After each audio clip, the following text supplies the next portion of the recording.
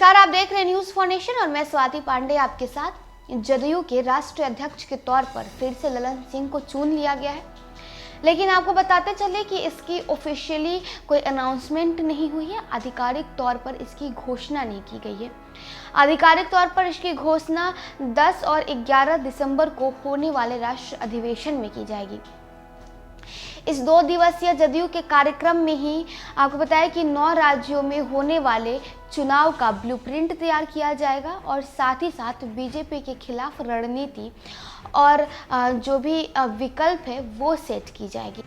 तो 10 और 11 दिसंबर को जदयू के राष्ट्रीय अधिवेशन होगी। इस कार्यक्रम में ही जदयू के राष्ट्रीय अध्यक्ष के तौर पर ललन सिंह को ऑफिशियली बैठा दिया जाएगा। जदयू के राष्ट्रीय अध्यक्ष के तौर पर ललन सिंह दोबारा चुन लिए गए हैं, लेकिन इसकी आधिकारिक घोषणा 10 दिसंबर को राष्ट्रीय अधिवेशन में की जाएगी। दो दिनों के राष्ट्रीय कार्यक्रम में 10 दिसंबर को राष्ट्रीय अधिवेशन जदयू के पटना कार्यालय में कर्पूरी सभागार में होगा। वहीं दूसरे दिन खुला अधिवेशन पटना के कृष्ण मेमोरियल हॉल में किया जाएगा। इन दोनों मौके पर मुख्यमंत्री नीतीश कुमार मौजूद रहेंगे। जदयू के राष्ट्रीय अधिवेशन की बैठक को लेकर कई तरह की चर्चाएं हैं। आपको बताएं कि इस अधिवेशन में किन किन मसलों पर चर्चा होगी वो बताया जाएगा। जाहिर सी बात है कि अब राष्ट्रीय अधिवेशन होता है तो पार्टी को कैसे मजबूत करना है और आगे के राष्ट्रीय कार्यक्रम को किस तरह से बनाया जाएगा और उसे कैसे क्रियान्वित किया जाए, इस पर ब्लूप्रिंट तैयार किया जाता है। जदयू के तमाम नेता इस मौके पर अपने राष्ट्रीय पदाधिकारियों के सामने साझा करेंगे। राष्ट्रीय अधिवेशन में जदयू राष्ट्रीय स्तर पर देश की राजनीतिक स्थिति क्या है, इसमें जदयू की भूमिका क्या होगी, इस पर चर्चा होगी।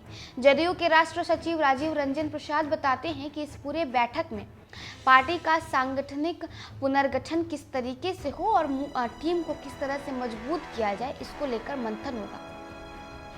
राष्ट्र परिप्रेक्ष्य में जदयू का विस्तार किस तरह से किया जाए, कौन कौन से राज्य में जदयू के लिए माकूल होंगे, किन राज्यों में संगठन को और मजबूत किया जाएगा, इस पर विस्तार तरीके से चर्चा होगी। जदयू के राष्ट्रीय सचिव राजीव रंजन प्रसाद बताते हैं कि पूरे देश में जिस तरह से एकाधिकारवादी प्रवृत्ति वाली भाजपा की है, एक विकल्प के तौर तो रचना की पहल को कैसे खड़ा किया जाए ताकि देश में भारतीय जनता पार्टी के विपक्ष में सशक्त विकल्प बन सके। जदयू के प्रभावकारी भूमिका का निर्वहन करेगा। मुख्यमंत्री नीतीश कुमार को प्रधानमंत्री के उम्मीदवार के तौर पर क्या राष्ट्रीय अधिवेशन में प्रस्तुत किया जाएगा, इस सवाल पर राजीव रंजन प्रसाद कहते हैं कि बिल्कुल नहीं। मुख्यमंत्री नीतीश कुमार विपक्षी एकता को एकजुट करने के लिए एक सशक्त भूमिका निभाएंगे, एक विकल्प को तैयार करेंगे। भारतीय जनता पार्टी के खिलाफ एक सशक्त विकल्प बने, इसको लेकर लगातार मुख्यमंत्री नीतीश कुमार पहले भी भारत के कई दलों के प्रमुख से मिल चुके हैं। इसी दिशा में जदयू का प्रयास भी जारी रहेगा।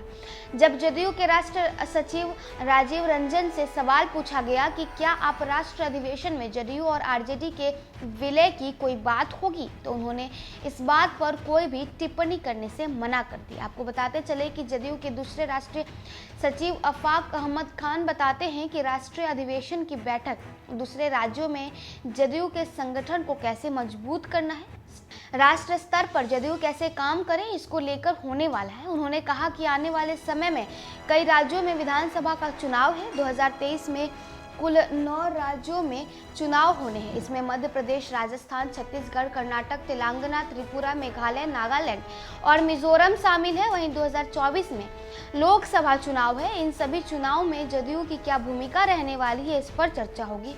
आफाक अहमद खान ने भी जदयू और राजद के विलय को खारिज कर दिया। उन्होंने इस पर कोई टिप्पणी नहीं दी।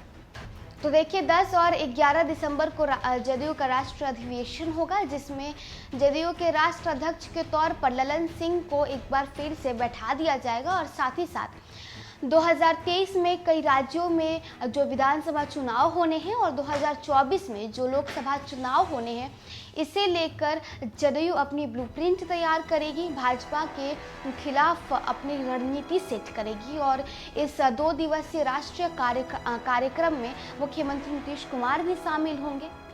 तो देखिए 2 दिवसीय इस राष्ट्रीय कार्यक्रम में जदयू अपने विकल्प को सेट करेगी, अपने जो है रणनीति को सेट करेगी और अपनी ब्लूप्रिंट भी तैयार करेगी। तो चलिए इस खबर में बस इतना ही। और भी वीडियोज़ और अपडेट्स के लिए आप देखते रहे न्यूज़4 नेशन।